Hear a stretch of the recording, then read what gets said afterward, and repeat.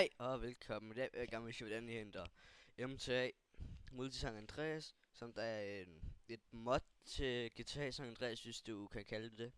Du kan i hvert fald spille online sammen med dine venner eller mod dine venner. Nu vil jeg vise jer, hvordan I henter det. Du skal først og fremmest have GTA San Andreas installeret. Det har jeg sørget for. Hvis ikke, så kan I kontakte mig, så skal jeg nok prøve at skaffe det til jer. Men i så fald, I går ind på google.dk, søg på MTA. Der står en hjemmeside, multitheftautho.com. Klikker på linket. Jeg kan se Maps and Modes, Forums, Download, Documentation, Developers. Så trykker du Download. Nu er jeg på Google Chrome, så den er der. Skal jeg trykke Save. Så henter den lige. Den henter færdigt, så dobbeltklikker du. Så skal du se alt det der, så trykker du Run. Yes. I agree.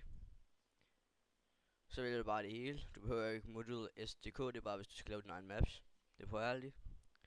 MTA San Andreas, yes. Rockstar Games GTA San Andreas, du skal være sikker på, at det er den rigtige mappe. Hvis du har det GTA et andet sted, så bare lige vælg den, ellers kan du ikke.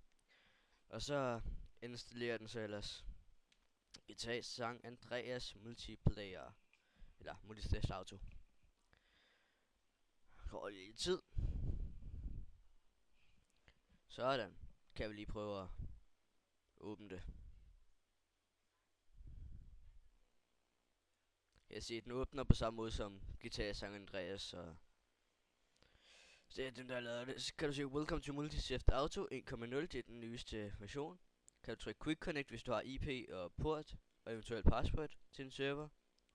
Host Games, du selv vil lave en server, hvor det kun der kan være en på. Map Editor, hvis du skal lave om på nogle maps. Settings, hvis du vil lave noget om, eksempel din lyd, din video, jeg har alt på high. Binds, Controls, Chatbox Advanced. Så er der About, der står lidt om spillet, om der har lavet det og alt det der. Og så kan du trykke Browse Servers, så fordi jeg søger efter Race, så er sådan en Race mod hedder det.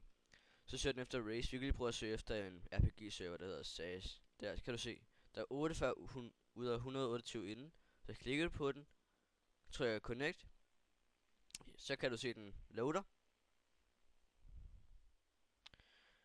Så på de fleste server, der skal du huske at registrere dig, så du kan trykke på Register, eller også så står det heroppe i chatten.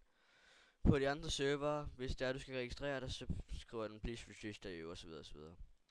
Men det var så min lille guide. Håber at den var hjælpfuld. Hvis der er noget, så kan I bare skrive på min YouTube channel, sende mig en private message eller skrive det i comment. Vi ses.